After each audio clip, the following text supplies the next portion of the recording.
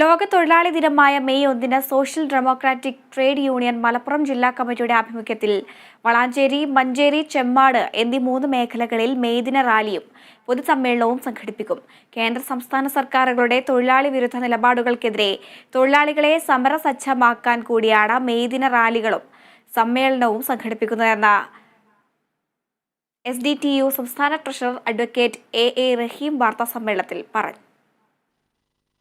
എല്ലാ വർഷവും മെയ് ദിനത്തിൽ സർവ്വലോക തൊഴിലാളി ദിനത്തിൽ മെയ് ദിന റാലിയും പൊതുസമ്മേളനങ്ങളും സംഘടിപ്പിക്കാറുണ്ട്.